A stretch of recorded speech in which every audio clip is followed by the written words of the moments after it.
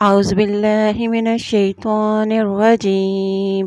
بسم الله الرحمن الرحيم.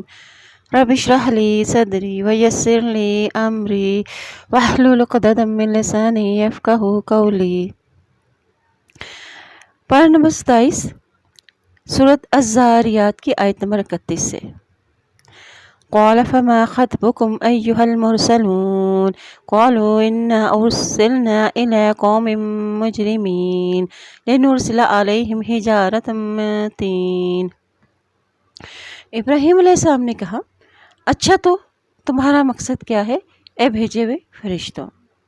تو انہوں نے کہا بلا شبہ ہم ایک مجرم قوم یعنی قوم لوط کی طرف بھیجے گئے ہیں تاکہ ہم ان پر مٹی کے پتھر برسائیں اور جو آپ کے رب کے ہاں حد سے گزر جانے والوں کے لیے نامزد ہو چکے ہیں.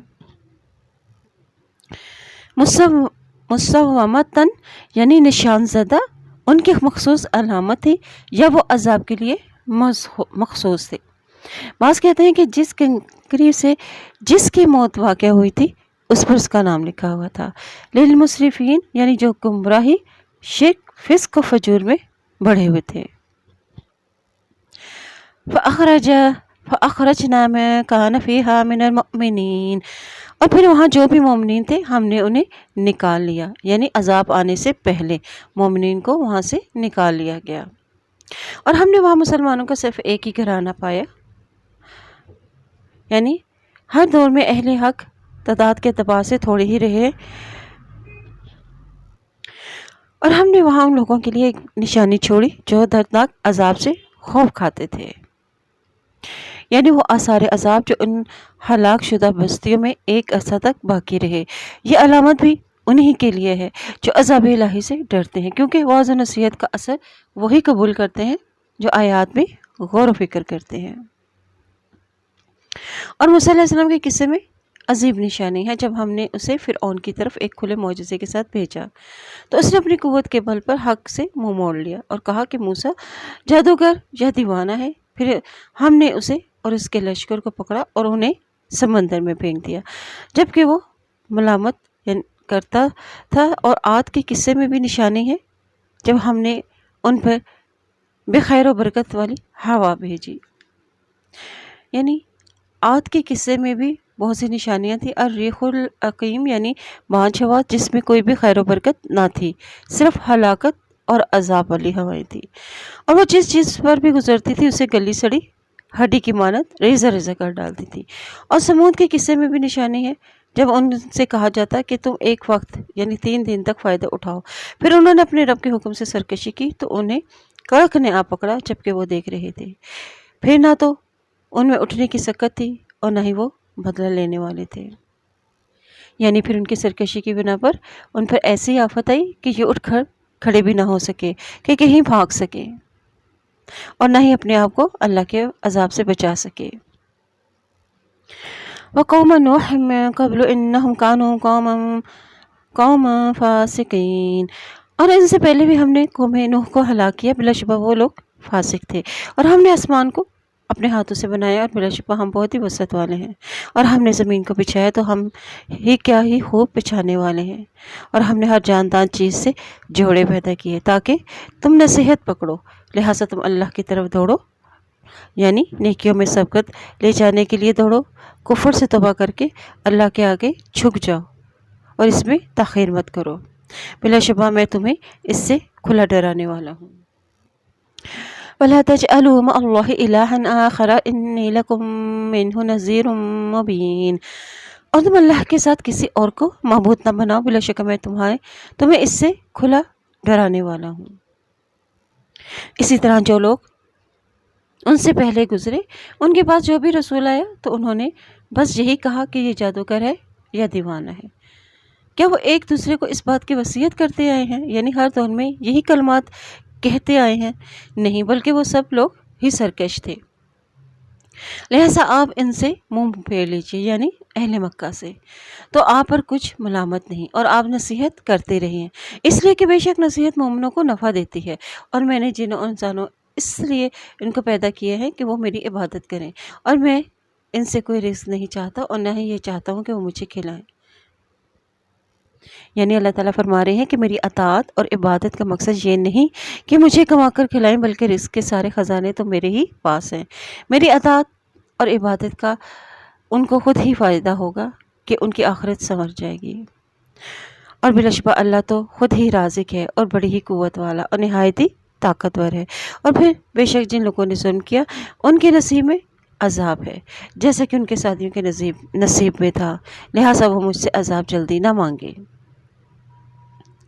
فَوَيْلٌ لِّلَّذِينَ كَفَرُوا مِن يَوْمِهِمُ الَّذِي يُوعَدُونَ، چنانچہ کافروں کے لیے ان کے اس دن کے آنے سے تباہی ہے جس کا ان سے وعدہ کیا جا رہا ہے، یعنی آخرت کے دن ان کو سخت سزا ملنے کی۔ سورۃ الطور، بسم اللہ الرحمن الرحیم، والطور وکتاب مستور فی رق منشور والبیت المعمور۔ قسم ہے طور پہاڑ کی اور ایک کتاب کی قسم جو لکھی ہوئی ہے کھلے کاغذ میں ہے، اور بیت المعمور کی قسم۔ والطور، تو یعنی وہ پہاڑ ہے جس پر حضرت موسیٰ علیہ السلام نے اللہ تعالیٰ سے ہم کلام ہوئے تھے، اور اسے طور سینا بھی کہا جاتا ہے۔ اللہ نے اس کے لیے اسی شرف کی بنا پر اس کی قسم کھائی ہے۔ اور کتاب سے مراد قرآن پاک ہے۔ مستور کے معنی ہے مکتوب، یعنی لکھی ہوئی چیز۔ قرآن مجید، لوح محفوظ، تمام کتب یا وہ انسانی نامہ اعمال جو فرشتے لکھتے ہیں۔ قدیم زمانے میں کتابوں اور تحریروں کو محفوظ رکھنے کے لیے اسے ہرن کی کھال پر لکھا جاتا تھا، اور یہ کھال خاص طور پر رق، جلد یا جھلی کی شکل میں تیار کی جاتی تھی۔ اور رق کے معنی ہے کھلی ہوئی جھلی، کھلی ہوئی کتاب جس کے کھلے ہوئے ورق ہو۔ منشور کے معنی ہے نشر کیا ہوا، پھیلایا ہوا، وہ کتاب جو کھلی اور پھیلی ہوئی ہو۔ اور والبیت المعمور، یعنی یہ 7ویں آسمان پر وہ عبادت گاہ ہے جس میں فرشتے عبادت کرتے ہیں، اور یہ فرشتوں سے بھرا ہوتا ہے۔ روزانہ 70,000 فرشتے عبادت کے لیے آتے ہیں، جس کی پھر دوبارہ قیامت تک باری نہیں آتی۔ اور بعض نے بیت المعمور سے مراد خانہ کعبہ لی ہے جو عبادت کے لیے بھرا ہوا ہوتا ہے، اور معمور کے معنی ہی آباد اور بھرے ہوئے کے ہیں۔ اور بھڑکائے ہوئے سمندر کی قسم، اور بے شک آپ کے رب کا عذاب ضرور واقع ہونے والا ہے، یعنی قیامت ضرور آئے گی اور اسے کوئی روکنے والا نہیں، اور واقع ہوگا۔ اور جس دن آسمان تیز تیز حرکت کرنے لگے گا، یعنی پھر کوئی چیز اپنے ٹھکانے پر نہ رہے گی، اور پہاڑ چلنے لگ جائیں گے، یعنی اپنی جگہ پر نہ رہیں گے، چلنے لگ جائیں گے۔ چنانچہ اس دن جھٹلانے والوں کے لیے تباہی ہے جو تکذیب حق کے مشغلے میں کھیل رہے ہیں، یعنی جو آخرت، پیغمبر اور تعلیمات اور عذاب کو چھٹلاتے ہیں اور کفر اور باطل میں مشغول ہیں۔ یعنی اس دنیا کی زندگی میں جو بھی انسان کے لیے ایک آزمائش ہے، وہ کفر و شرک اور گناہوں میں مبتلا ہے، اور اپنے انجام یعنی دوزخ کی آگ کے نہ ختم ہونے والے عذاب کو بھلائے ہوئے بیٹھے ہیں۔ اور جس دن انہیں نہایت ہی سختی سے دھکے دے دے کر جہنم کی آگ کی طرف دھکیلا جائے گا، اور کہا جائے گا کہ یہی ہے وہ آگ جسے تم چھٹلایا کرتے تھے۔ کیا بھئی یہ جادو ہے یا تم دیکھتے ہی نہیں؟ یعنی دنیا میں تو تم اسے جادو کہتے تھے، یہ عذاب تمہیں نظر نہیں آ رہا؟ تم اس دوزخ میں داخل ہو جاؤ، اب تم صبر کرو یا نہ کرو تمہارے لیے برابر ہے، تمہیں بس اسی کی سزا دی جائے گی جو تم عمل کیا کرتے تھے۔ بلا شبہ متقین باغات اور نعمتوں میں ہوں گے، اور وہ ان چیزوں سے لطف اندوز ہو رہے ہوں گے جو ان کے رب نے انہیں عطا کی ہیں، اور ان کے رب نے انہیں جہنم کے عذاب سے بچا لیا، اور ان سے کہا جائے گا کہ خوب مزے سے کھاؤ اور پیو، اور ان کے اعمال کے بدلے میں جو تم کیا کرتے تھے، یعنی ایمان کے ساتھ عمل صالح۔ جبکہ وہ باہم برابر بچھے تختوں پر تکیے لگائے ہوئے ہوں گے، اور ہم انہیں غزال چشم حوروں سے بیاہ دیں گے، اور جو لوگ ایمان لائے اور ان کی اولاد نے بھی ایمان کے ساتھ ان کی پیروی کی، تو ہم ان کی اولاد کو بھی جنت میں ان سے ملا دیں گے، اور ہم ان کے عمل میں سے کوئی بھی کمی نہیں کریں گے، اور ہر شخص اس کے عوض جو اس نے کمایا گروی ہے، یعنی جو جیسا عمل کرے گا وہ ویسا ہی اجر پائے گا۔ اور جو چاہیں گے ان میں سے ہم انہیں لذیذ پھل اور گوشت فراہم کر دیں گے، وہاں وہ شراب کے چھلکتے جام ایک دوسرے سے چھپٹ رہے ہوں گے، اور اس میں نہ بے دخلی ہوگی اور نہ ہی کوئی گناہ کا کام ہوگا، اور ان کی خدمت کے لیے ان کے آس پاس نوعمر لڑکے پھیر رہے ہوں گے، ایسے حسین کہ جیسے وہ چھپا کر رکھے ہوئے موتی ہوں، اور وہ اہل جنت میں ایک دوسرے کی طرف متوجہ ہو کر باہم حال پوچھیں گے، یعنی دنیا کے گزرے ہوئے حالات کا ذکر کریں گے، اور وہ کہیں گے کہ بلا شبہ ہم اس سے پہلے اپنے اہل و عیال میں اللہ سے ڈرا کرتے تھے، اور پھر اللہ نے ہم پر احسان کیا اور اس نے ہمیں جزا دینے والی لو کے عذاب سے بچا لیا۔ بلا شبہ ہم پہلے اس اللہ کو پکارا کرتے تھے، یعنی دنیا میں، اور بے شک وہی خوب احسان کرنے والا اور بہت ہی رحم کرنے والا ہے۔ تو اے نبی صلی اللہ علیہ وسلم، آپ نصیحت کرتے رہیں کہ آپ اپنے رب کے فضل سے نہ تو کاہن ہیں اور نہ ہی دیوانے ہیں۔ کیا وہ کافر کہتے ہیں کہ یہ نبی شاعر ہے اور ہم اس کے بارے میں حوادث زمانہ یعنی موت کا انتظار کر رہے ہیں؟ کہہ دیجئے تم انتظار کرو، میں بھی تمہارے ساتھ انتظار کرنے والوں میں سے ہوں۔ ان آیات میں نبی صلی اللہ علیہ وسلم کو تسلی دی جا رہی ہے کہ وہ آپ وعظ و نصیحت کرتے رہیں، یہ آپ صلی اللہ علیہ وسلم کی بابت جو بھی کچھ کہتے ہیں ان کی طرف کان نہ دھریں، ان کی پرواہ نہ کریں۔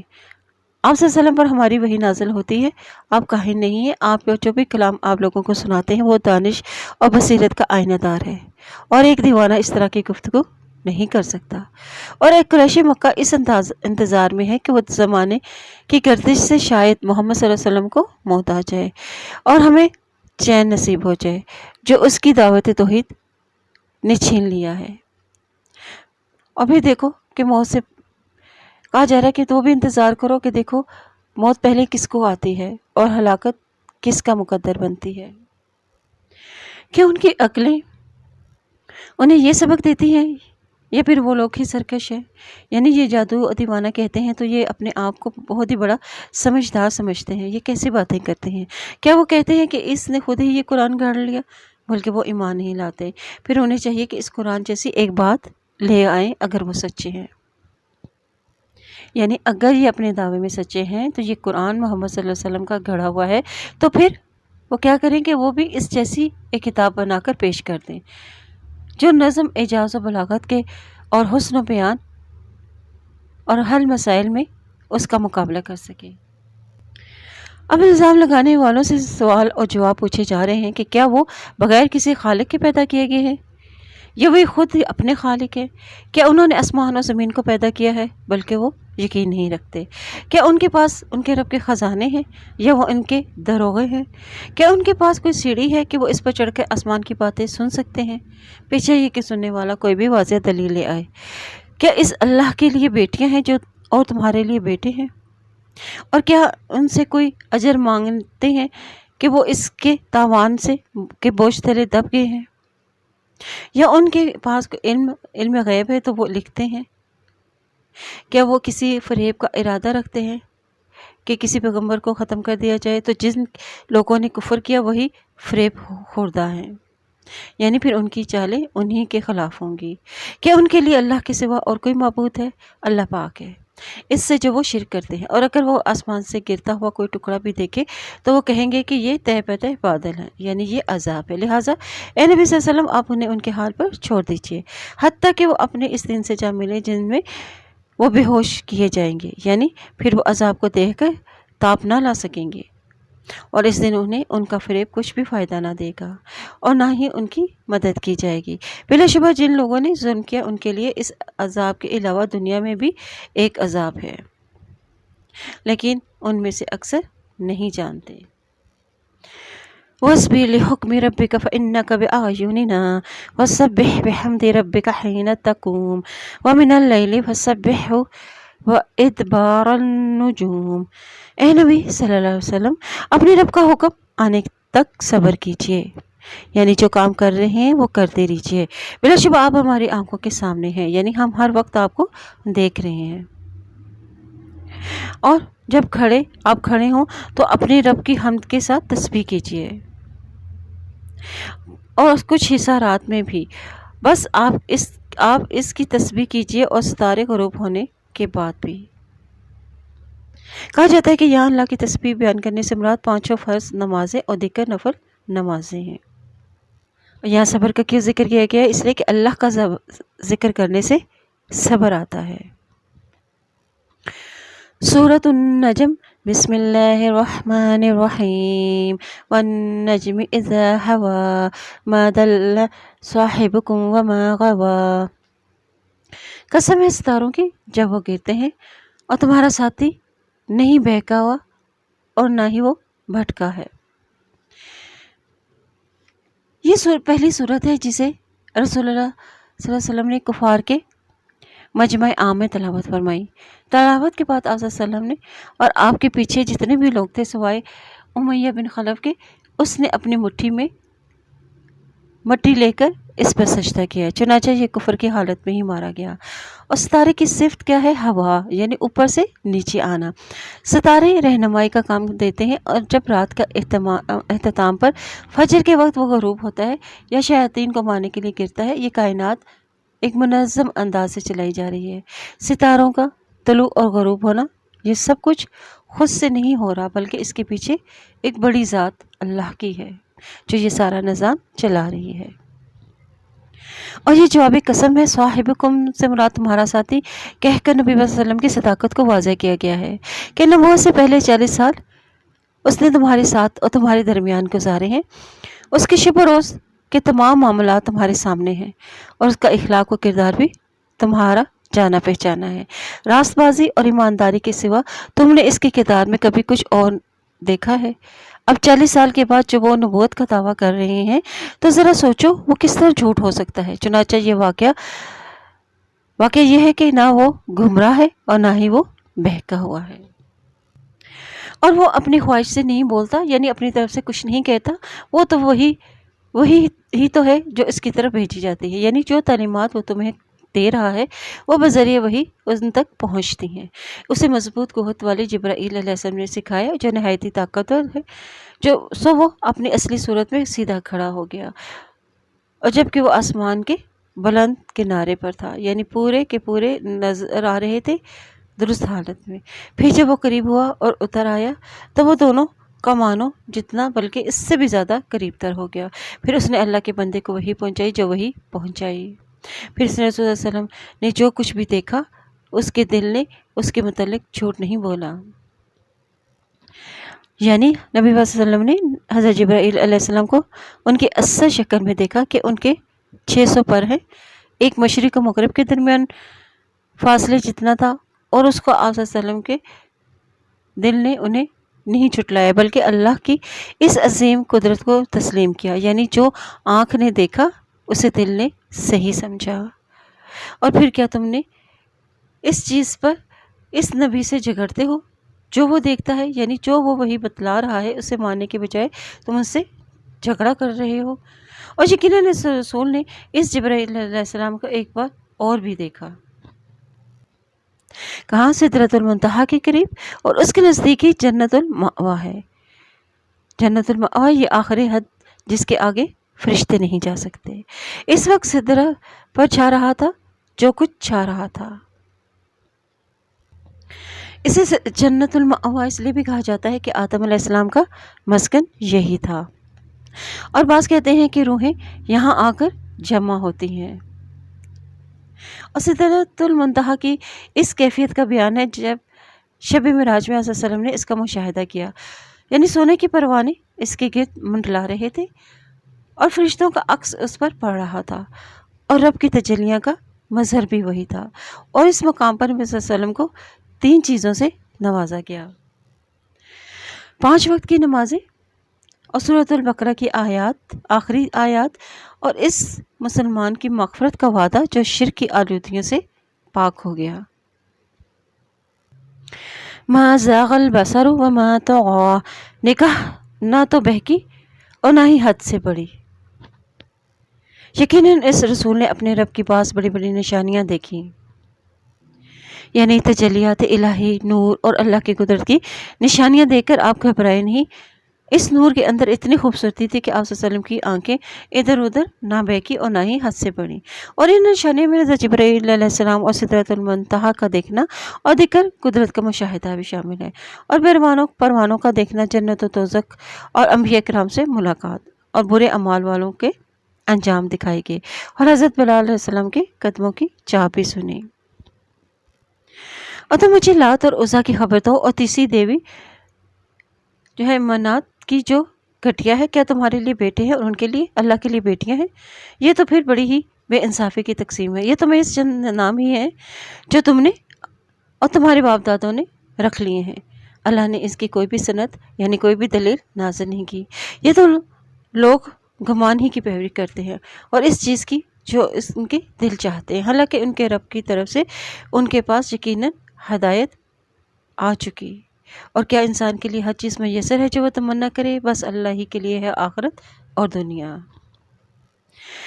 یہاں مشرکین سے کہا جا رہا ہے کہ ایک تو اللہ بڑی ہی شان والا ہے اور جبرائیل علیہ السلام جیسے عظیم فرشتوں کا وہ خالق بھی ہے، اور محمد صلی اللہ علیہ وسلم اللہ کے رسول ہیں جنہیں اللہ نے آسمان پر بلا کر بڑی بڑی نشانیوں کا مشاہدہ کرایا ہے۔ کیا جن بتوں کی تم عبادت کرتے ہو ان کے اندر ایسی خوبیاں موجود ہیں؟ مشرکین مکہ فرشتوں کو اللہ کی بیٹیاں قرار دیتے تھے، یہ اس کی تردید ہے۔ اور کہا جا رہا ہے کہ دنیا اور آخرت کا مالک تو صرف اللہ تعالیٰ ہی کی ذات ہے، یعنی جو چاہتے ہیں کہ ان کے لیے یہ معبود انہیں فائدہ پہنچائے تو ان کی سفارش کریں، تو انہیں چاہیے کہ وہ اللہ تعالیٰ کی عبادت کریں، کیونکہ وہی دنیا اور آخرت کا مالک ہے، اور جو اللہ چاہے گا وہی ہوگا، کیونکہ تمام اختیارات اسی کے پاس ہیں۔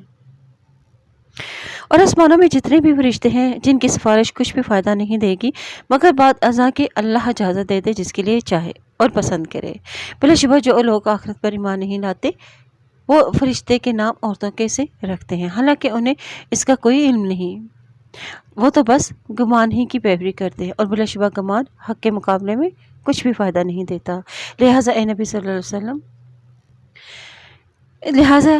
صلی اللہ علیہ وسلم آپ اس سے منہ پھیر لیجئے جو ہمارے ذکر سے منہ موڑتے ہیں اور صرف دنیاوی زندگی چاہتے ہیں، اور ان کے علم کی یہی انتہا ہے۔ بلا شبہ آپ کا رب ہی اس شخص کو خوب جانتا ہے جو اس کے راستے میں بھٹک گیا، اور وہی اس شخص کو خوب جانتا ہے جس نے ہدایت پائی، اور اللہ ہی کے لیے ہے جو کچھ آسمانوں میں ہے اور جو کچھ زمین میں ہے، تاکہ وہ ان لوگوں کو جنہوں نے برے کام کیے ان کے اعمال کی سزا دے، اور ان لوگوں کو جنہوں نے اچھائیاں کی اور اچھا بدلہ دے، اور وہ لوگ جو کبیرہ گناہوں اور بے حیائی کے کاموں سے بچتے ہیں، الا یہ کہ کوئی صغیرہ گناہ سرزد ہو۔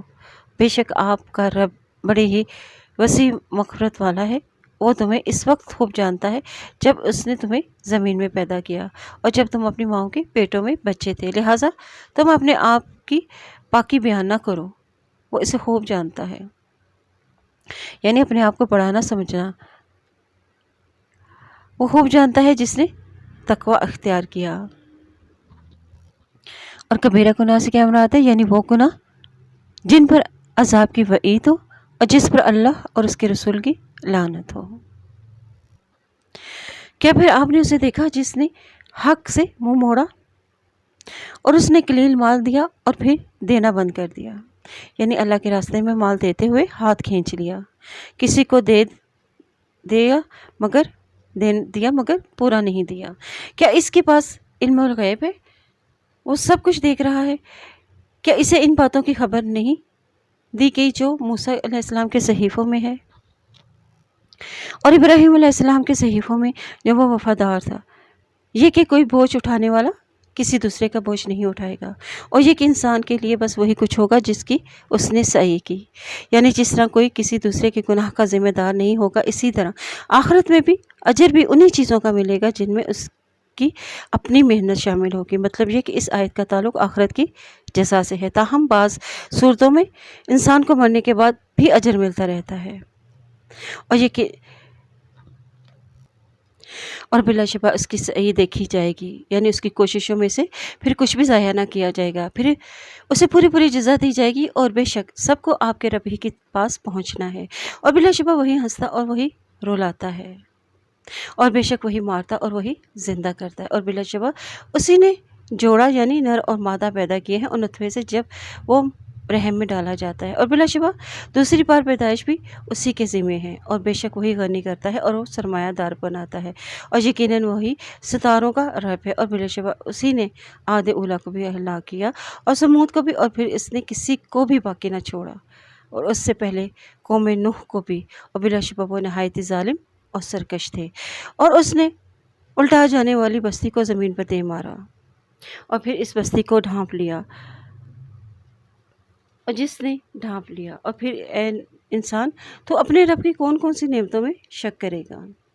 اور یہ رسول تو پہلے ڈرانے والے میں سے ایک ڈرانے والا ہے، قریب آنے والی قیامت قریب آ گئی، یعنی موت کی گھڑی قریب آ گئی، اور اس قیامت کو اللہ کے سوا کوئی ظاہر کرنے والا نہیں۔ کیا پھر اس بات یعنی قرآن پر تم تعجب کرتے ہو، اور تم ہنستے ہو اور روتے نہیں، اور تم کھیل کود میں مست ہو؟ اب تم باز آ جاؤ، اللہ کو سجدہ کرو اور اسی کی عبادت کرو، کہ ستارے غروب ہو کر بھی اللہ کے آگے جھک جاتے ہیں، تو اے انسان تو بھی اپنے رب کے آگے جھک جا۔ یہ مشرکین اور جھٹلانے والوں کے لیے حکم ہے کہ وہ قرآن کو ماننے کے بجائے اس کا مذاق اڑاتے تھے، اور ہمارے پیغمبر کی واضح و نصیحت کا بھی ان پر کوئی اثر نہیں ہوتا۔ تو اے مسلمانوں، تم اللہ کی بارگاہ میں جھک کر اس کی عبادت و اطاعت کا مظاہرہ کر کے قرآن کی تعظیم کا اہتمام کرو۔ چنانچہ اس کے حکم کی تعمیل میں نبی صلی اللہ علیہ وسلم نے اور صحابہ کرام نے سجدہ کیا، حتیٰ کہ اس وقت مسجد میں موجود بھی کفار نے بھی سجدہ کیا۔ سورۃ القمر۔ بسم اللہ الرحمن الرحیم۔ اقتربت الساعۃ وانشق القمر۔ قیامت قریب آ گئی اور چاند پھٹ گیا۔ یہ نبی پاک صلی اللہ علیہ وسلم کی نبوت کی دلیل ہے کہ آپ صلی اللہ علیہ وسلم کے معجزات میں سے ایک معجزہ ہے۔ نبی صلی اللہ علیہ وسلم نے اپنی بابت فرمایا کہ میرا وجود قیامت سے متصل ہے، یعنی میرے اور قیامت کے درمیان کوئی نبی نہیں آئے گا۔ وانشق القمر، اور یہ وہ معجزہ ہے جو اہل مکہ کے مطالبے پر دکھایا گیا تھا۔ چاند کے دو ٹکڑے ہو کے حتیٰ کہ لوگوں نے ہیرا پہاڑ کو اس کے درمیان دیکھا، یعنی اس کا ایک ٹکڑا پہاڑ کے اس طرف اور ایک ٹکڑا پہاڑ کے اس طرف ہو گیا۔ وَإِن يَرَوْا آيَةً يُعْرِضُوا وَيَقُولُوا سِحْرٌ مُسْتَمِرٌّ وَكَذَّبُوا وَاتَّبَعُوا أَهْوَاءَهُمْ وَكُلُّ أَمْرٍ مُسْتَقِرٌّ۔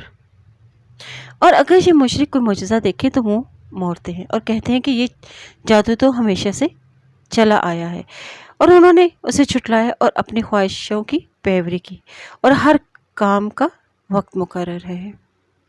اب قریش نے ایمان لانے کی بجائے کیا کیا کہ اس سے منہ موڑ لیا اور اسے جادو قرار دے دیا، اور انہیں چھٹلا ڈالا اور اپنی خواہشات کی پیروی کی۔ کوئی کام اچھا ہو یا برا، اس کا نتیجہ ضرور نکلتا ہے، کیونکہ ہر چیز کا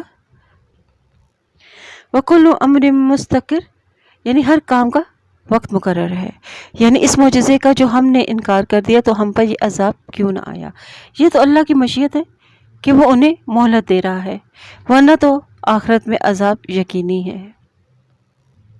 اور یقیناً ان کے پاس وہ خبر آ گئی، یعنی پچھلی قوموں کی ہلاکتوں اور ان کے واقعات کی خبریں، جن سے انہیں ڈرایا جاتا تھا، نصیحت کی جاتی تھی، اور کمال کو پہنچی ہوئی حکمت۔ یعنی حکمت کیا ہے؟ یعنی ایسی حکمت جو دل پر اثر کرنے والی ہو۔ پھر محض ڈراوے فائدہ نہیں دیتے، یعنی جب انسان کے دل پر مہر لگ جاتی ہے تو پھر ڈراوے کوئی فائدہ نہیں دیتے۔ لہٰذا اے نبی صلی اللہ علیہ وسلم، ان سے منہ موڑ لیجئے۔ یاد کریں جس دن بلانے والے نہایت ہی ہولناک چیز کی طرف بلائے گا، اور ان کی نگاہیں جھکی ہوئی ہوں گی، یعنی قیامت کی ہولناکیوں کی وجہ سے سہمی ہوئی اور خوف زدہ ہوں گی، اور وہ قبروں سے یوں نکلیں گے جیسے کہ وہ منتشر ٹڈی دل ہوں، اور جب وہ بلائے جانے والوں کی طرف دوڑ رہے ہوں گے۔ کافر کہیں گے یہ دن نہایت ہی سخت ہے، اس سے پہلے قوم نوح نے جھٹلایا تھا، چنانچہ انہوں نے ہمارے بندے کی تکذیب کی اور کہا یہ تو دیوانہ ہے، اور اس کو جھڑک دیا۔ تب اس نے اپنے رب کو پکارا کہ بے شک میں بے بس ہوں، اب تو ہی انتقام لے۔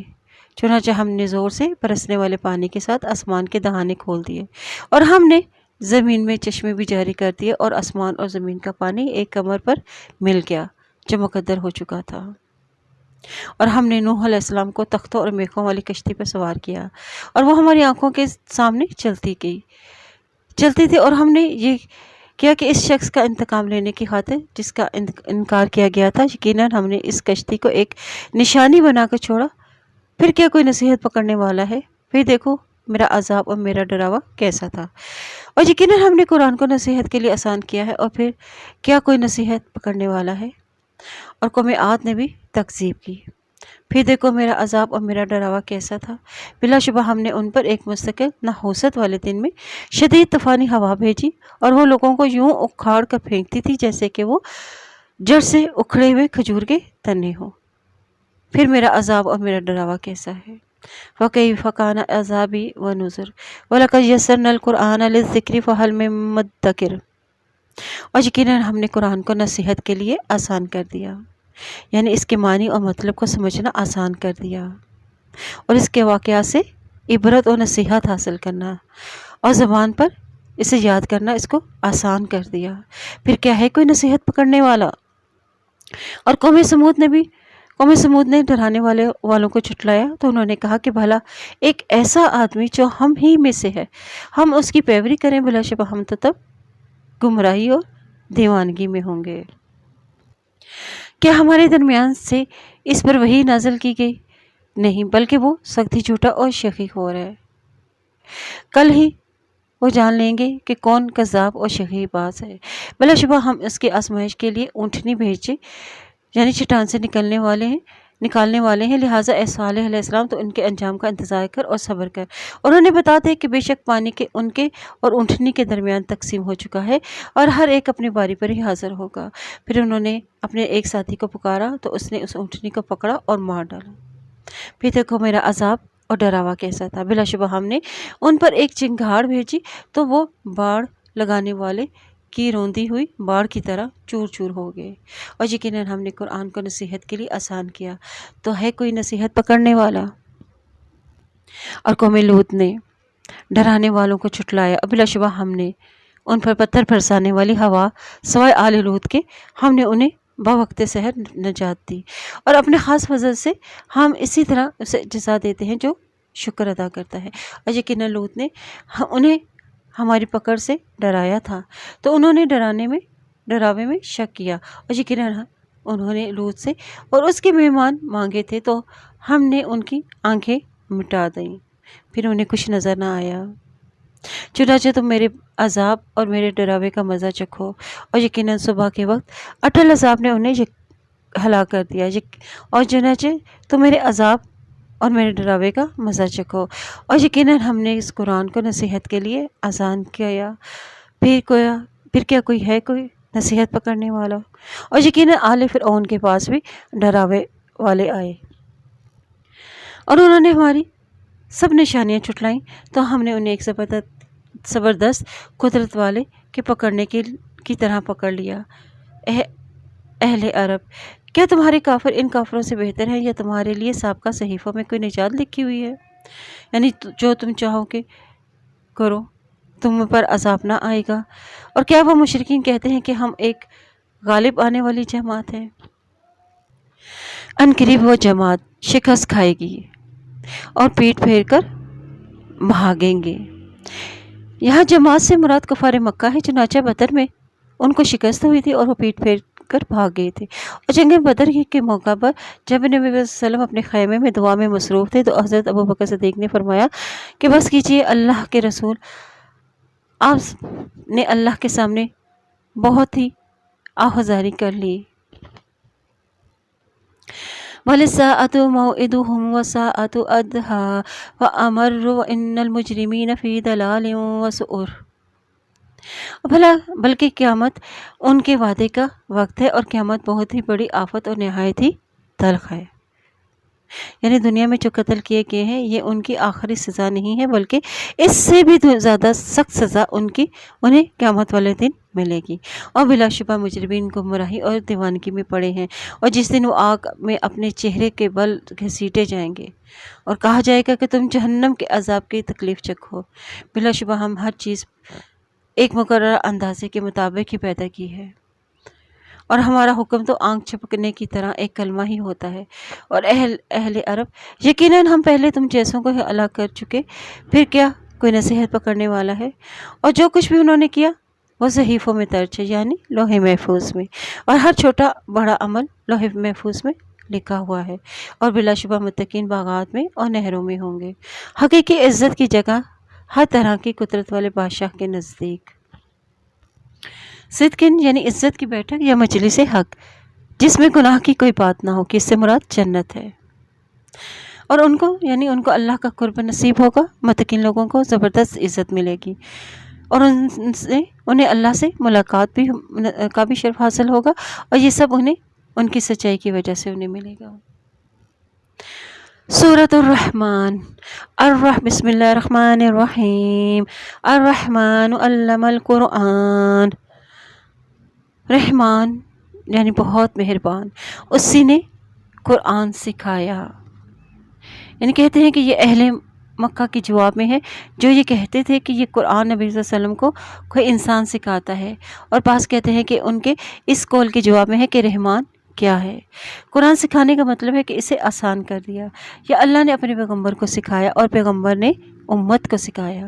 اس صورت میں اللہ تعالیٰ نے اپنی بہت سی نعمتیں گنوائی ہیں، چونکہ تعلیم قرآن ان میں قدر و منزلت اور اہمیت افادیت کے لحاظ سے سب سے نمایاں ہے، اس لیے پہلے اسی نعمت کا ذکر ہے۔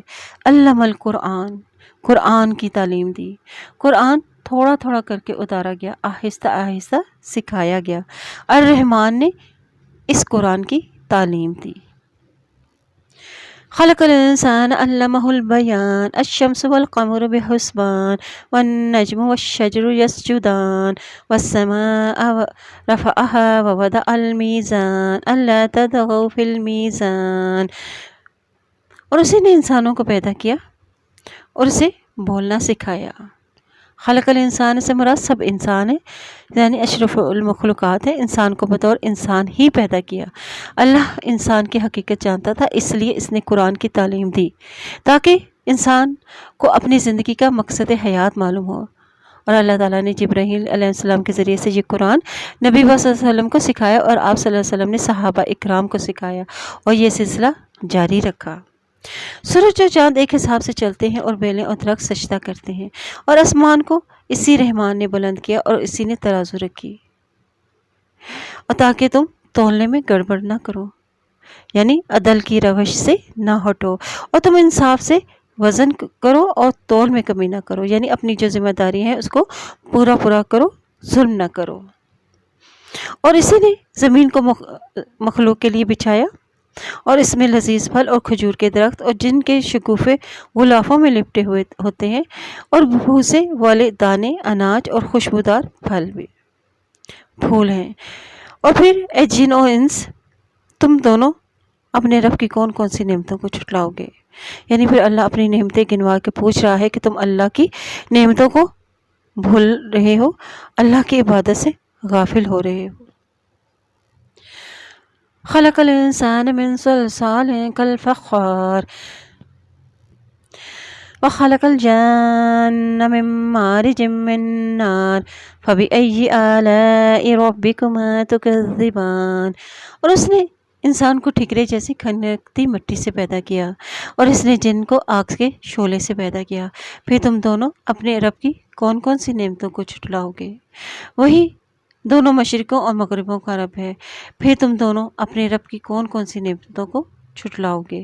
اور رحمان نے 2 سمندر جاری کیے جو وہاں ملتے ہیں، اور ان دونوں کے درمیان ایک پردہ ہے، یعنی دونوں اپنی حد سے آگے نہیں بڑھتے، اور دونوں اس سے تجاوز نہیں کرتے۔ اسی طرح حق و باطل بھی آپس میں نہیں مل سکتا۔ پھر تم دونوں اپنے رب کی کون کون سی نعمتوں کو جھٹلاؤ گے؟ اور ان دونوں سمندروں میں موتی اور مرجان مونگے نکلتے ہیں، اور پھر تم دونوں اپنے رب کی کون کون سی نعمتوں کو جھٹلاؤ گے؟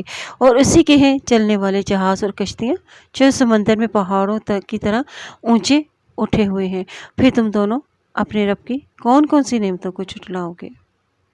یعنی پھر ان کے ذریعے سے نقل و حرکت کو آسان بنا دیا۔ یہ بھی اللہ تعالیٰ کی بہت بڑی نعمت ہے۔ اور ہر چیز جو آسمان پر ہے فنا ہونے والی ہے، اور آپ کے رب ذوالجلال والاکرام کا چہرہ ہی باقی رہے گا۔ اور پھر تم دونوں اپنے رب کی کون کون سی نعمتوں کو جھٹلاؤ گے؟ یعنی پھر دنیا کے فنا ہونے کے بعد جزا و سزا کا اہتمام ہوگا، اور جو کوئی آسمان اور زمین میں ہے اسی سے مانگتا ہے، اور وہ ہر روز ہر وقت ایک نئی شان میں ہوتا ہے، یعنی ہر روز اللہ کا نیا ہی فیصلہ اور نیا ہی حکم ہوتا ہے۔ پھر تم دونوں اپنے رب کی کون کون سی نعمتوں کو جھٹلاؤ گے؟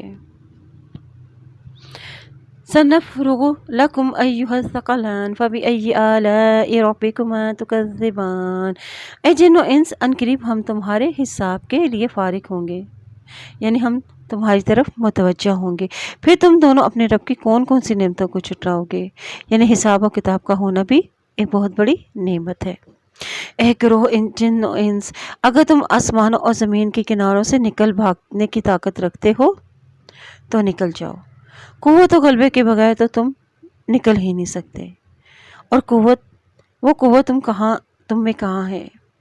پھر تم دونوں اپنے رب کی کون کون سی نعمتوں کو چھٹلاؤ گے، یعنی کہ پھر ہم اللہ کی پکڑ سے کہیں بھاگ نہیں سکتے، اور تم دونوں پر آگ کا شعلہ اور دھواں چھوڑا جائے گا، پھر تم اس کا مقابلہ نہ کر سکو گے۔ پھر تم دونوں اپنے رب کی کون کون سی نعمتوں کو چھٹلاؤ گے، اور پھر جب آسمان پھٹ جائے گا تو وہ سرخ چمڑے کی طرح لال ہو جائے گا، پھر تم دونوں اپنے رب کی کون کون سی نعمتوں کو چھٹلاؤ گے۔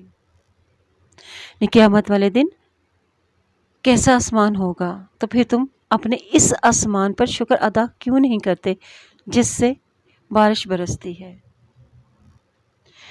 فَيَوْمَئِذٍ لَا يُسْأَلُ عَنْ ذَنبِهِ إِنسٌ وَلَا جَانٌ فَبِأَيِّ آلَاءِ رَبِّكُمَا تُكَذِّبَانِ۔ پھر اس دن کسی انسان اور کسی جن سے اس کے گناہ کی بابت نہیں پوچھا جائے گا، یعنی قیامت کے روز ان سے ان کے گناہوں کی بابت نہیں پوچھا جائے گا، کیونکہ ان کا پورا ریکارڈ فرشتوں کے پاس موجود ہوگا، اور اللہ کے علم میں وہی ہوگا۔ البتہ یہ پوچھا جائے گا کہ تم نے یہ کیوں کیا، یا یہ مطلب ہے کہ ان سے یہ نہیں پوچھا جائے گا بلکہ ان کے اعضاء بولیں گے، اور کوئی بھی تعویل یا بہانے اور وضاحت قیامت کے دن کچھ کام نہ آئے گی۔ پھر تم دونوں اپنے رب کی کون کون سی نعمتوں کو چھٹلاؤ گے۔ مجرم اپنے چہرے کی علامت ہی سے پہچان لیے جائیں گے، پھر وہ پیشانی کے بالوں اور قدموں کے پکڑے اور گھسیٹ کر جہنم میں ڈالے جائیں گے۔ پھر تم دونوں اپنے رب کی کون کون سی نعمتوں کو چھٹلاؤ گے۔ ان سے کہا جائے گا کہ یہی وہ جہنم ہے جسے مجرم لوگ چھٹلاتے تھے، اور وہ جہنم کے درمیان سخت گرم کھولتے پانی کے درمیان چکر لگائیں گے۔ پھر تم دونوں اپنے رب کی کون کون سی نعمتوں کو چھٹلاؤ گے، یعنی جہنم کا تعارف کرانا بھی ایک نعمت ہے، تاکہ لوگ اس سے بچنے کی کوشش کریں۔ اور جو لوگ اپنے رب کے سامنے کھڑا ہونے سے ڈر گیا، اس کے لیے 2 باغ ہیں، ایک چاندی اور ایک سونے کا۔ پھر تم دونوں اپنے رب کی کون کون سی نعمتوں کو چھٹلاؤ گے، اور وہ دونوں بہت زیادہ شاخوں والے ہوں گے، یعنی پھلوں کی کثرت اور سایہ دار ہوں گے۔ اور پھر تم دونوں اپنے رب کی کون کون سی نعمتوں کو چھٹلاؤ گے، یعنی منظر کا خوبصورت ہونا بھی ایک بہت بڑی نعمت ہے۔ فِيهِمَا عَيْنَانِ تَجْرِيَانِ فَبِأَيِّ آلَاءِ رَبِّكُمَا تُكَذِّبَانِ۔ اور ان دونوں باغوں میں 2 چشمے جاری ہوں گے۔ پھر تم دونوں اپنے رب کی کون کون سی نعمتوں کو چھٹلاؤ گے، اور ان دونوں جنتوں میں ہر پھل کے 2 قسمیں ہوں گی۔ پھر تم دونوں اپنے رب کی کون کون سی نعمتوں کو چھٹلاؤ گے۔ اہل جنت ایسی مسنتوں پر تکیہ لگائے ہوئے ہوں گے جن کے استر جو ہے وہ ریشم کے ہوں گے، اور ان دونوں باغوں کے پھل قریب ہی ہوں گے، یعنی اتنے قریب ہوں گے کہ لیٹے لیٹے یا بیٹھے بیٹھے توڑ لیں گے۔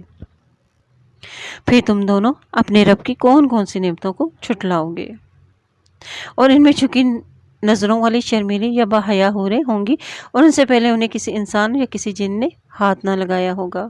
پھر تم دونوں اپنے رب کی کون کون سی نعمتوں کو چھٹلاؤ گے، گویا کہ وہ ہیرے اور مرجان ہوں گے۔ پھر تم دونوں اپنے رب کی کون کون سی نعمتوں کو چھٹلاؤ گے۔ احسان کی جزا تو احسان ہی ہے۔ پھر تم دونوں اپنے رب کی کون کون سی نعمتوں کو چھٹلاؤ گے، اور ان 2 باغوں کے علاوہ 2 باغ اور ہیں۔ پھر تم دونوں اپنے رب کی کون کون سی نعمتوں کو چھٹلاؤ گے، اور جو گہرے سبز سیاہی مائل ہیں۔ پھر تم دونوں اپنے رب کی کون کون سی نعمتوں کو چھٹلاؤ گے، اور اس میں جوش مارتے 2 چشمے ہیں، یعنی جس کا پانی جوش مارتا ہوگا، اور اس میں ایسی خوشبو ہوگی جو ساری جنت کو خوشبودار کر دے گی۔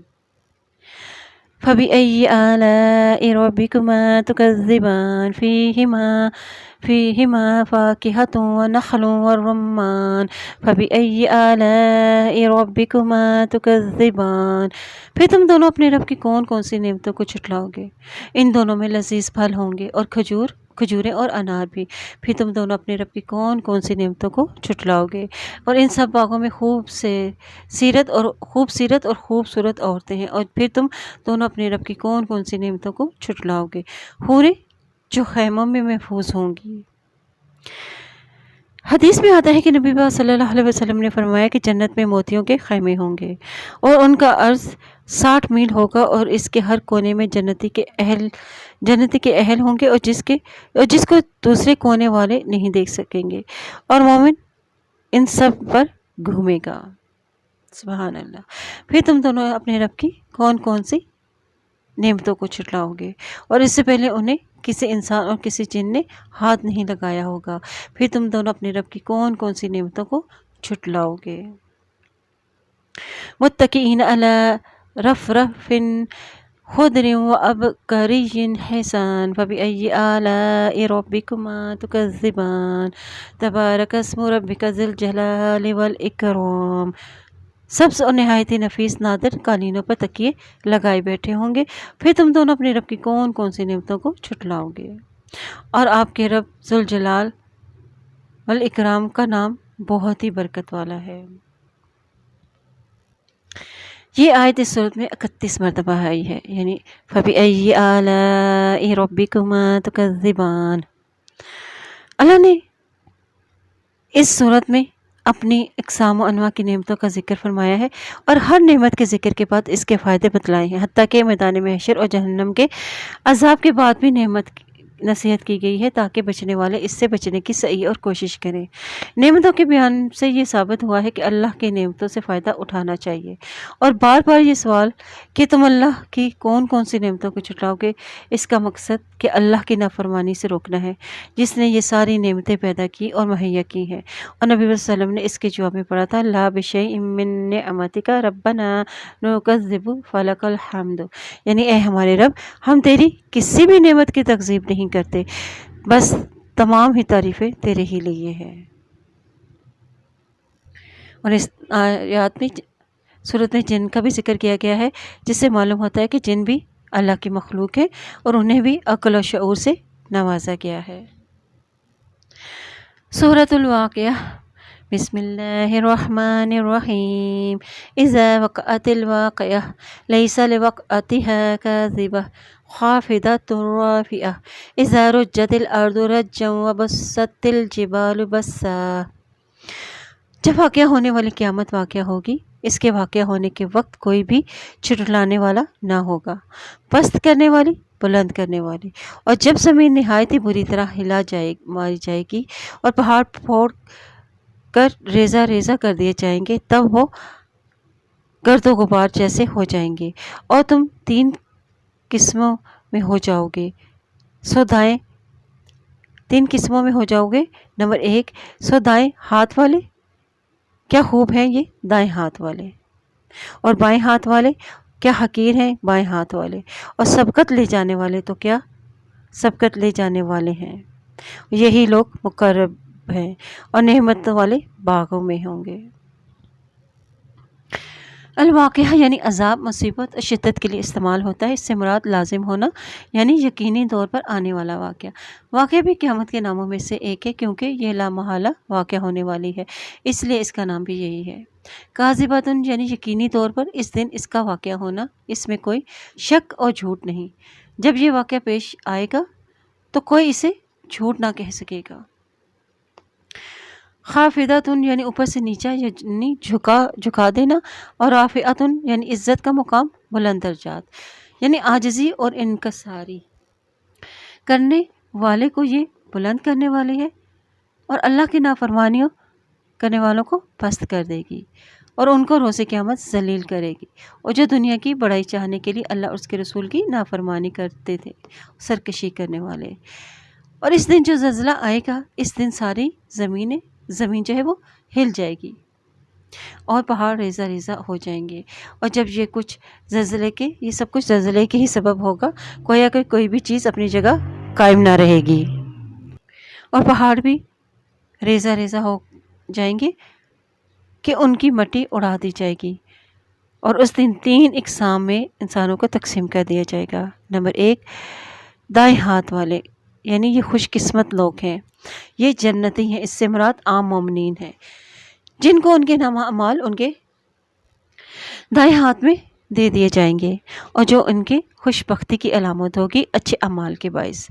اور دوسری قسم کے وہ لوگ اصحاب المشأمہ، یعنی بائیں ہاتھ والے، ان کا نامہ اعمال ان کے بائیں ہاتھ میں ہوگا، اس سے مراد کافر ہیں، اور یہ جہنم والے بدبخت لوگ ہوں گے۔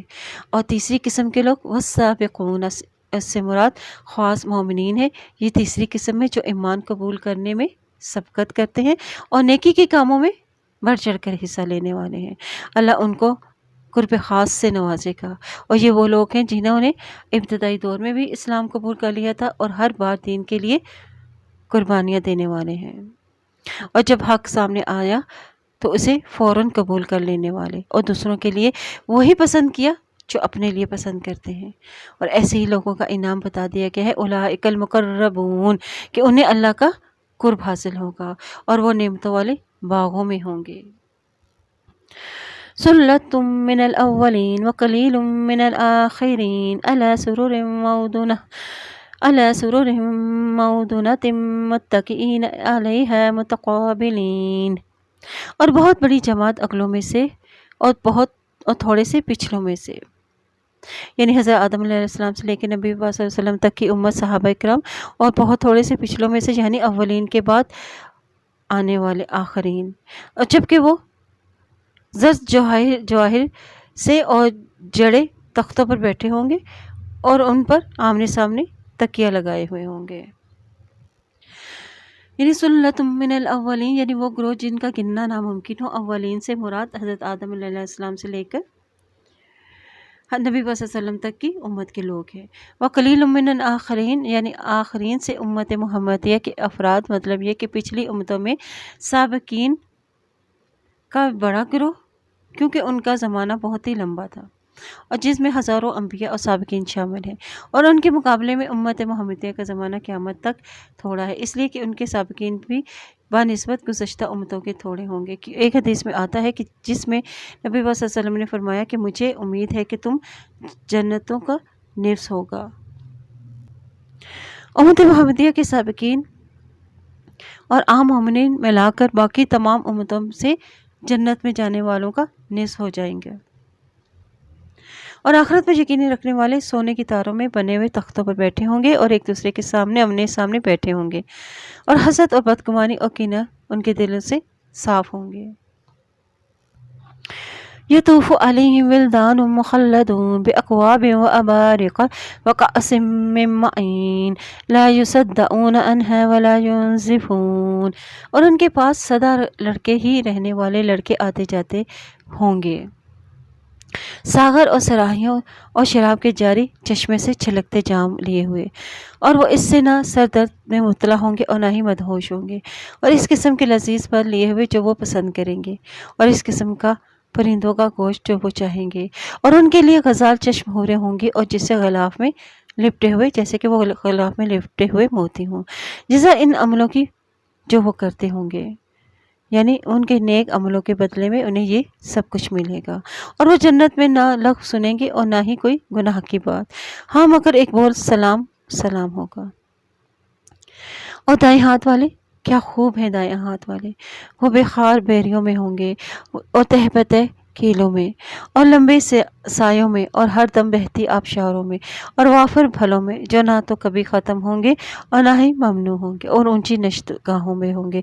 بلا شبہ ہم ان کی بیویاں اور ایک خاص اٹھان پر اٹھائیں گے تو ہم انہیں کنواریاں بنا دیں گے، من موہنی ہم عمر، یعنی خاوندوں کی ہم عمر ہوں گی دائیں ہاتھ والوں کے لیے،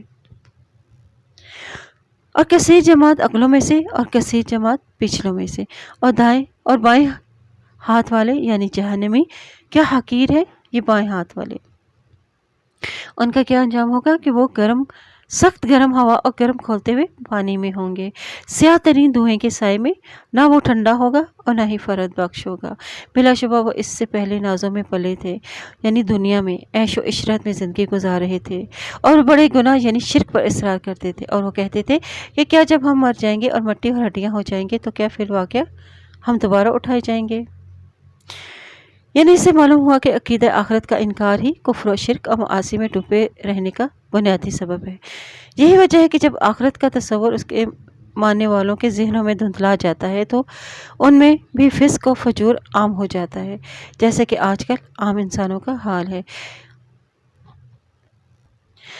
अब आबाउनल अव्वलून कुल इन्नल अव्वलीन वल आखिरीन मजमूऊन इला मीक़ाति यौमिन मअलूम सुम्मा इन्नकुम अय्युहद्दल्लूनल मुकज़्ज़िबून। क्या हम और हमारे अगले बाप दादा भी, ऐ नबी सल्लल्लाहु अलैहि वसल्लम आप कह दीजिए कि बिलाशुबा अगले भी और पिछले भी यकीनन एक मालूम दिन के मुकर्रर वक्त पर सभी जमा हो जाएंगे, और फिर यकीनन तुम लोग एक गुमराह छुटलाने वालों, तुम तोहर के तरक से ज़रूर खाओगे और फिर इससे अपना पेट भरोगे और फिर इस पर गर्म खोलता पानी पियोगे, सो प्यासे ऊँटों के पीने की तरह पियोगे। क्या रोज़े क़यामत ये होगी उनकी मेहमानी, और हम ही ने तुम्हें पैदा किया है, फिर तुम दोबारा जी उठने की तस्दीक क्यों नहीं करते, यानी यकीन क्यों नहीं करते। भला बताओ तो जो नुत्फ़ा हम टपकाते हैं क्या वो तुम पैदा करते हो या हम उसके खालिक है। और हम ही ने तुम्हारे दरमियान मौत कर दी, और हम ही जज़ा हम आजिज़ नहीं। वलक़द अलिमतुन्नशअतल ऊला फलौला तज़क्करून अफ़रअयतुम मा तहरुसून अअंतुम तज़रऊनहु अम नहनुल ज़ारिऊन। बल्कि कादिर है इस बात पर कि तुम जैसी और मखलूक बदल कर ले आएँ और तुम्हें ऐसी सूरत में पैदा करें जो तुम नहीं जानते। और यकीनन तुमने पहली पैदाइश को जान लिया, यानी अपने वजूद को देख लिया, फिर तुम नसीहत क्यों नहीं पकड़ते। भला बताओ तो जो कुछ तुम बोलते हो और क्या वो तुम उगाते हो या हम उगाने वाले हैं। अगर हम चाहें तो उसे ज़रूर रेज़ा रेज़ा कर दें, फिर तुम हैरत और तआज्जुब से बातें बनाते रह जाओ कि बिलाशुबा हम पर तावान डाल दी गई, और नहीं बल्कि हम महरूम ही रह गए। भला बताओ तो वो पानी जो तुम पीते हो क्या वो तुमने बादलों से नाजिल किया या हम नाजिल करने वाले हैं। अगर हम चाहें तो इसे खारा कर दें, फिर तुम शुक्र क्यों अदा नहीं करते। भला बताओ तो वो आग जो तुम जलाते हो क्या इस दरख्त तुमने पैदा किया है या हम पैदा करने वाले हैं, और हम ही ने इसे याद दहानी का ज़रिया और मुसाफिरों के लिए फ़ायदा बनाया है। फसब्बिह बिस्मि रब्बिकल अज़ीम फला उक़सिमु बिमवाक़िअन नुजूम व इन्नहु लक़समुन लौ तअलमून अज़ीम। लिहाजा आप अपने रब अज़ीम के नाम की तस्बीह कीजिए। फिर सितारों की गिनने की कसम खाता हूँ, और बिलाशुबा अगर तुम्हें इल्म हो तो ये बहुत बड़ी कसम है। इन्नहु लकुरआनुन करीम फी किताबिम मकनून, कि बिलाशुबा ये कुरान नहायत ही मुअज़्ज़ज़ है, ये महफूज किताब है, इसे बस पाक फरिश्ते ही हाथ लगाते हैं और ये रब्बुल आलमीन की तरफ से नाजिल करता है। क्या फिर तुम इस कलाम यानी कुरान से बेपरवाही करते हो, इसे छुटलाते हो, इसे अहमियत नहीं देते हो, और तुम अल्लाह की इस नेमत में अपना हिस्सा ये रखते हो कि इसे छुटलाते हो। फिर क्यों नहीं तुम रूह को फेर लेते जब वो हलक तक पहुंच जाती है, और तुम इस वक्त देख रहे होते हो कि हम तुम्हारी निस्बत इसके ज़्यादा करीब होते हैं, यानी मरने वाले की कैफियत बयान की जाती है, लेकिन तुम नहीं देखते, यानी तुम उस वक्त फरिश्तों को तुम नहीं देखते, यानी फरिश्ते नहीं देख सकते। फिर अगर तुम जब फरिश्ते मरने वाले की रूह कब्ज़ कर रहे होते हैं तो तुम उस वक्त ये मंजर नहीं देख रहे होते। फिर अगर तुम किसी के महकूम नहीं तो क्यों नहीं, और इस रूह को फेर लेते अगर तुम सच्चे हो, यानी फिर उसको मौत से नहीं बचा सकते बस। लेकिन अगर वो मुर्दा मुकर्रबीन में से हो, यानी नेकियों में सबकत करने वाला हो, तो उसके लिए राहत और खुशबू और नेमतों वाला बाग है, यानी फिर फरिश्ते उनकी रूह कब्ज़ करने आते हैं। और लेकिन अगर वो साहिब यमीन اصحاب یمین میں سے ہوں یعنی دائیں ہاتھ والوں میں سے ہوں تو کہا جائے گا کہ تیرے لیے سلامتی ہے، یقیناً تو اصحاب یمین میں سے ہے۔ لیکن اگر وہ تکذیب کرنے والوں گمراہوں میں سے ہو تو اس کی مہمانی گرم کھولتے پانی سے ہوگی، اسے جہنم میں داخل کر دیا جائے گا، اور بلا شبہ یہی حق الیقین ہے۔ لہٰذا آپ اپنے رب عظیم کی تسبیح بیان کیجیے۔ اللہ تعالیٰ کے محبوب کلمات ہیں، سبحان اللہ و بحمدہ، سبحان اللہ العظیم۔ حدیث شریف میں آتا ہے کہ 2 کلمے اللہ کو بہت ہی محبوب ہیں، زبان پر ہلکے اور وزن میں بھاری، سبحان اللہ و بحمدہ، سبحان اللہ العظیم۔ سورة الحدید، بسم اللہ الرحمن الرحیم۔ سبح للہ ما فی السماوات والارض وهو العزیز الحکیم، لہ ملک السماوات والارض یحیی ویمیت وہو علی کل شیء قدیر۔ آسمانوں اور زمین میں جو کچھ بھی ہے اللہ کی تسبیح بیان کرتی ہے، اور نہایت ہی غالب خوب حکمت والا ہے۔ آسمان اور زمین کی بادشاہی اسی کی ہے، وہی زندہ کرتا ہے، وہی مارتا ہے، اور وہ ہر چیز پر خوب قادر ہے۔ وہی اول ہے اور وہی آخر، اور ظاہر بھی اور باطن بھی، اور وہی ہر شے کو خوب جاننے والا ہے۔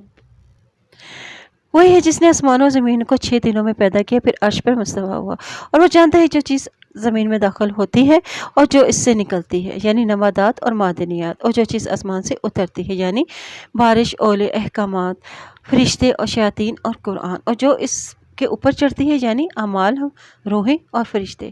اور تم جہاں کہیں بھی ہو وہ تمہارے ساتھ ہے، اور اللہ سے خوب دیکھ رہا ہے جو تم عمل کرتے ہو، اور اسی کے لیے آسمان اور زمین کی بادشاہی ہے، اور تمام امور اللہ ہی کی طرف لوٹائے جاتے ہیں، اور وہی رات کو دن میں داخل کرتا ہے اور دن کو رات میں داخل کرتا ہے، اور وہی سینوں کے راز خوب جانتا ہے۔ اور اللہ پر، اس کے رسول پر ایمان لاؤ، اور اس مال میں سے خرچ کرو جس میں اس نے تمہیں جانشین بنایا ہے، پھر تم اس میں سے جو ایمان لائے انہوں نے خرچ کیا، اور ان کے لیے بہت بڑا اجر ہے۔ اور تمہیں کیا ہے کہ تم اللہ پر ایمان نہیں لاتے، جبکہ رسول تمہیں بلاتا ہے کہ تم اپنے رب پر ایمان لاؤ، اور یقیناً وہ تم سے پختہ عہد لے چکا ہے یعنی عہد الست، اگر تم مومن ہو۔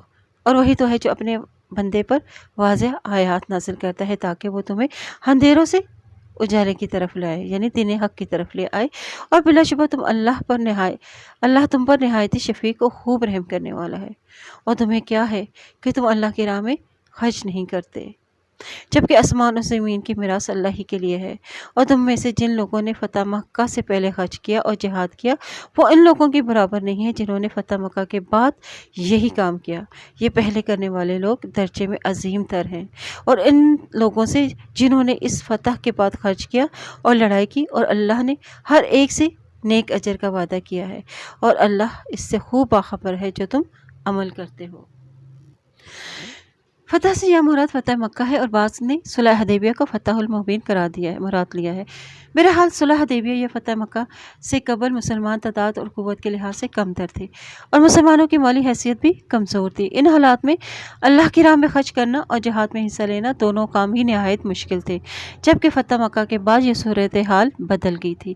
مسلمان قوت و تعداد میں بھی بڑھ چکے تھے، اور ان کی مالی حیثیت بھی پہلے سے کہیں زیادہ بہتر ہو گئی تھی۔ اس میں اللہ تعالیٰ نے دونوں ادوار کے مسلمانوں کی بابت فرمایا کہ یہ اجر میں برابر نہیں ہو سکتے۔ مَا ذَا الَّذِي يُقْرِضُ اللَّهَ قَرْضًا حَسَنًا فَيُضَاعِفَهُ لَهُ وَلَهُ أَجْرٌ كَرِيمٌ۔ کون ہے وہ جو اللہ کو قرض حسنہ دے؟ قرض حسنہ کیا ہے کہ اللہ کو قرض حسنہ دینے کا مطلب ہے کہ اللہ کی راہ میں صدقہ اور خیرات کرنا۔ یہ مال جو انسان اللہ کی راہ میں خرچ کرتا ہے اللہ ہی کا دیا ہوا ہے، اور اس کے باوجود اسے قرض قرار دینا یہ اللہ ہی کا فضل و احسان ہے کہ وہ اس نفاق پر اسی طرح اجر دے گا جس طرح کہ قرض کی ادائیگی ضروری ہوتی ہے۔ یہ دل کی فراخی کے ساتھ دے، اچھی نیت ہو دیتے وقت، اور بلند حوصلے کے ساتھ دیا جائے۔ مقصد دیتے ہوئے دکھاوا نہ کریں، ناقص مال نہ دیں، حلال مال سے صدقہ کریں، اور اپنی پسندیدہ چیز جو ہے وہ خرچ کریں، اور پھر دے کر احسان نہ جتائیں۔ اور مال خرچ کرنے کا فائدہ کیا ہوگا؟ فَيُضَاعِفُهُ لَهُ وَلَهُ أَجْرٌ كَرِيمٌ، پھر وہ اس کے لیے بڑھا دے گا اور اس کے لیے عمدہ اجر دے گا۔ اور اس دن آپ ایمان والوں اور ایمان والیوں کو دیکھیں گے کہ ان کا نور ان کے آگے اور ان کے دائیں دوڑ رہا ہوگا، اور کہا جائے گا کہ آج تمہیں ایسے باغات کی بشارت ہے جن کے نیچے نہریں جاری ہیں اور ان میں ہمیشہ رہیں گے، اور یہی بڑی کامیابی ہے۔ اور اس دن منافق مرد اور منافق عورتیں ان لوگوں سے جو ایمان لائے کہیں گے کہ تم ہمارا انتظار کرو کہ ہم بھی تمہارے نور سے کچھ روشنی حاصل کر لیں، اور ان سے کہا جائے گا کہ اپنے پیچھے کی طرف لوٹ جاؤ، پھر نور تلاش کرو۔ تب ان کے درمیان ایک دیوار حائل ہو جائے گی۔ کن کے درمیان؟ منافقین اور اہل ایمان کے درمیان، جس کا ایک دروازہ ہوگا اور ان کے اندر رحمت ہوگی یعنی ایمان والوں کے لیے، اور اس کے باہر کی طرف عذاب ہوگا، یہ عذاب نہ ماننے والوں کے لیے ہوگا۔ اور وہ منافق ان مومنوں کو پکاریں گے، کیا ہم دنیا میں تمہارے ساتھ نہیں تھے؟ وہ کہیں گے ہاں، کیوں نہیں، لیکن تم نے اپنے آپ کو فتنے میں ڈال لیا تھا، اور تم نے اہل ایمان کی بابت گردش زمانہ کا انتظار کیا، اور تم نے شک کیا کہ تمہیں خواہشات نے فریب دیا، حتیٰ کہ اللہ کا حکم آ پہنچا اور تمہیں دھوکہ باز شیطان نے اللہ کی بابت دھوکے میں رکھا، لہٰذا آج تم سے کوئی بھی فدیہ نہ لیا جائے گا تاکہ تمہاری کوئی جان چھوٹ جائے عذاب سے، اور نہ ہی ان لوگوں سے جنہوں نے کفر کیا، تو تمہارا ٹھکانہ آگ ہے، وہی تمہارے لیے زیادہ موزوں اور لوٹ جانے کی بہت ہی بری جگہ ہے۔ اور کیا ایمان والوں کے لیے ابھی وہ وقت نہیں آیا کہ ان کے دل ذکر الہی کے لیے جھک جائیں، اور اس کے لیے جو حق اللہ کی طرف سے نازل ہوا، اور وہ ان لوگوں کی مانت نہ ہوں جنہیں اس سے پہلے کتاب دی اور پھر ان پر لمبی امت گزر گئی، تو ان کے دل سخت ہو گئے اور ان میں سے بہت سے فاسق ہیں۔ قرآن دلوں کو نرم کرتا ہے۔ خطاب اہل ایمان کو ہے، اور مطلب ان کو اللہ کی یاد کی طرف متوجہ اور قرآن سے ہدایت کی تلقین کرنا ہے۔ ان کی طرح نہ ہو جائے، یعنی یہود و نصارہ کی طرح، جب انہوں نے اللہ کی کتاب میں تحریف اور تبدیلی کر دی۔ اسی طرح انہوں نے دنیا کے تھوڑے سے فائدے کی خاطر آخرت کو ترجیح دی اور اللہ کے احکام کو پس پش ڈال دیا، اللہ کے دین میں لوگوں کی تلقین اختیار کر لی اور انہی کو اپنا رب بنا لیا۔ اور مسلمانوں سے کہا جا رہا ہے کہ تم یہ کام مت کرنا، ورنہ تمہارے دل بھی سخت ہو جائیں گے اور رحم کے جذبات ختم ہو جائیں گے۔ اعلموا ان اللہ یحیی الارض بعد موتها قد بینا لکم الآیات لعلکم تعقلون۔ اور تم جان لو کہ بلا شبہ اللہ ہی زمین کی موت کے بعد اسے زندہ کرتا ہے، اور یقیناً ہم نے تمہارے لیے آیات بیان کی تاکہ تم سمجھو، یعنی مردہ دل بھی زندہ ہو سکتا ہے، ان کے دلوں میں نیکی کے کام میں دل لگ جاتا ہے۔ اور بلا شبہ صدقہ دینے والے مرد اور صدقہ دینے والی عورتیں، اور جنہوں نے اللہ کو قرض ہے حسنہ دیا تو وہ ان کے لیے اس کا اجر بڑھا دے گا، اور ان کے لیے عمدہ اجر ہے۔ اور جو اللہ پر اور اس کے رسولوں پر ایمان لائے تو وہی لوگ اپنے رب کے ہاں صدیقین اور شہید ہیں، اور ان کے لیے ان کا اجر ان کا نور ہے۔ اور جن لوگوں نے کفر کیا اور ہمارے آیات کو جھٹلایا وہی دوزخی ہیں۔ تم جان لو کہ دنیاوی زندگی محض کھیل تماشا اور زینت ہے، اور آپس میں فخر جتانا اور ایک دوسرے پر مال اور اولاد میں کثرت جتانا، اور ان کی مثالیں یوں ہیں جیسے بارش کہ اس سے پیدا شدہ نباتات کسانوں کو خشک کرتی ہے، پھر وہ خشک ہو جاتی ہے تو آپ اسے زرد ہوتی ہوئی دیکھتے ہیں، پھر وہ چور چور ہو جاتی ہے، اور آخرت بھی کفار کے لیے شدید عذاب ہے۔ یہاں دنیا کی زندگی کو شریعت زوال کھیتی میں سے تشبیہ دی گئی ہے کہ جس طرح کھیتی جب شاداب ہوتی ہے تو بڑی بھلی لگتی ہے، کاشتکار اسے دیکھ کر بڑے ہی خوش ہوتے ہیں، لیکن وہ بہت جلد ہی خشک اور زرد ہو کر چورا چورا ہو جاتی ہے۔ اس طرح دنیا کی زندگی، دنیا کی بھی زیب و زینت اور مال اور اولاد اور دیگر چیزیں انسان کا دل لبھاتی ہیں، لیکن یہ زندگی چند روزہ ہی ہے کیونکہ اس کو قرار حاصل نہیں، اور مومنوں کے لیے اللہ کی طرف سے مغفرت اور رضامندی ہے، اور دنیاوی زندگی تو بس دھوکے کا سامان ہے۔ اور تم اپنے رب کے مغفرت اور اس کی جنت کی طرف بھاگو، یعنی جلدی کرو، جس کا عرض آسمان اور زمین کے عرض کی طرح ہے، اور وہ ان انسانوں کے لیے تیار کی گئی ہے جو اللہ پر اس کے رسولوں پر ایمان لاتے ہیں۔ یہ اللہ کا فضل ہے، وہ جسے چاہے دیتا ہے، اللہ عظیم فضل والا ہے۔ اور زمین میں تمہاری جانوں میں پر جو بھی مصیبت آتی ہے، یعنی جو بھی قحط یا سیلاب یا آفت آتی ہے، تو وہ کتاب میں لکھی ہوئی ہے اس سے پہلے کہ ہم اسے پیدا کریں۔ یقیناً یہ اللہ پر آسان ہے تاکہ تم اس چیز پر غم نہ کھاؤ، کیونکہ یہ دنیا کا حصہ ہے اور جو تمہارے ہاتھ میں سے جاتی رہی ہے، یعنی یہ دنیا ختم ہو جانے والی ہے، اور تم اس پر نہ اتراؤ اور جو وہ تمہیں عطا کرے، اور اللہ ہر اترانے والے اور فخر کرنے والے کو پسند نہیں کرتا، اور وہ لوگ جو خود بھی بخل کرتے ہیں اور لوگوں کو بھی بخل کرنے کا حکم دیتے ہیں، اور جو شخص احکام الہی سے منہ پھیر لے تو بلا شبہ اللہ بے پرواہ اور نہایت ہی قابل تعریف ہے۔ وَلَقَدْ أَرْسَلْنَا رُسُلَنَا بِالْبَيِّنَاتِ وَأَنزَلْنَا مَعَهُمُ الْكِتَابَ وَالْمِيزَانَ لِيَقُومَ النَّاسُ بِالْقِسْطِ وَأَنزَلْنَا الْحَدِيدَ فِيهِ بَأْسٌ شَدِيدٌ وَمَنَافِعُ لِلنَّاسِ وَلِيَعْلَمَ اللَّهُ مَن يَنصُرُهُ وَرُسُلَهُ بِالْغَيْبِ إِنَّ اللَّهَ قَوِيٌّ عَزِيزٌ۔ اور یقیناً ہم نے اپنے رسول واضح نشانیوں کے ساتھ بھیجے، اور ہم نے ان پر کتابیں اور میزان نازل کی، اور تاکہ لوگ انصاف پر قائم رہیں۔ اور ہم نے لوہا پیدا کیا، اس میں بڑا زور ہے اور لوگوں کے لیے فائدے ہیں، تاکہ اسے جان لیں جو بن دیکھے اس کی اور اس کے رسولوں کی مدد کرتا ہے۔ بلا شبہ اللہ قوت اور عزت والا ہے۔ وَأَنزَلْنَا الْحَدِيدَ یعنی اور ہم نے اتارا لوہا پیدا کرنے اور اس کی صنعت سکھانے کے معنی میں ہے۔ الحدید یعنی وہ علاج جو سرکش لوگوں کے لیے استعمال ہوتا ہے، جو اللہ کے حکم کو پامال کرے۔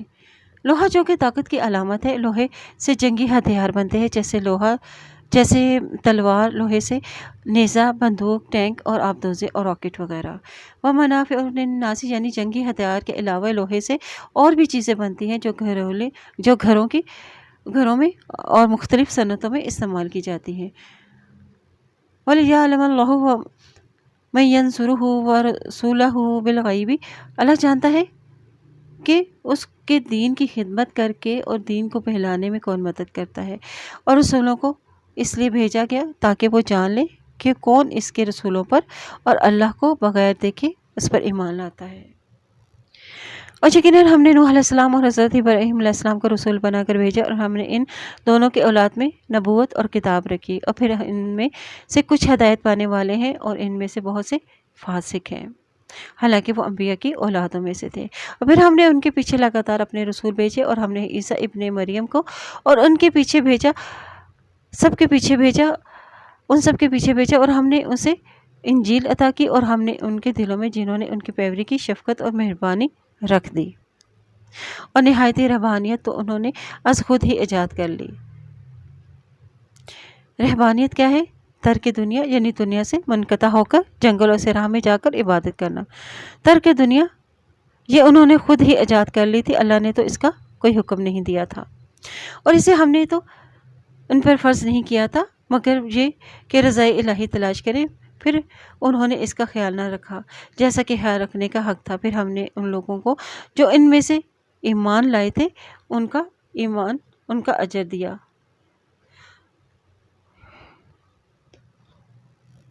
اور ان میں سے بہت سے فاسق تھے۔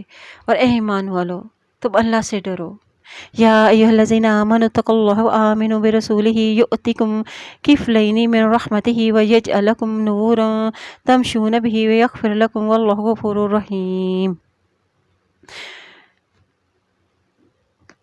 اے ایمان والو تم اللہ سے ڈرو اور اس کے رسولوں پر ایمان لاؤ، اللہ تمہیں اپنی رحمت سے 2 حصے اجر دے گا، اور تمہارے لیے ایسا نور بنائے گا کہ تم اس کی روشنی میں چلو گے، اور وہ تمہیں بخش دے گا، اور اللہ بہت ہی معاف کرنے والا ہے اور نہایت ہی رحم کرنے والا ہے، تاکہ اہل ایمان یہ جان لے کہ بلا شبہ وہ اللہ کے فضل میں سے کسی شے پر قدرت نہیں رکھتے، اور بے شک تمام فضل اللہ ہی کے ہاتھ میں ہو، جسے چاہے یہ فضل عطا کرتا ہے، اور اللہ بڑا ہی فضل والا ہے۔ یعنی اہل کتاب یہ نہ سمجھے کہ یہ صرف انہیں ہی دوہرا اجر ملے گا اور کسی اور کا اس میں حصہ نہیں، یہ اللہ کا فضل ہے، اجر و ثواب دینا۔ اللہ جس پر چاہے اپنا فضل کرے، دوہرا اجر دے، سب اللہ ہی کے اختیار میں ہے، اللہ ہی کے ہاتھ میں ہے۔ اللہ تعالیٰ سے دعا ہے ربنا تقبل منا انک انت السمیع العلیم، ربنا فاغفر لنا ذنوبنا وکفر عنا سیئاتنا وتوفنا مع الابرار، ربنا آمنا فاکتبنا مع الشاہدین، آمین ثم آمین۔ سبحانک اللہم وبحمدک اشہد ان لا الہ الا انت استغفرک واتوب الیک۔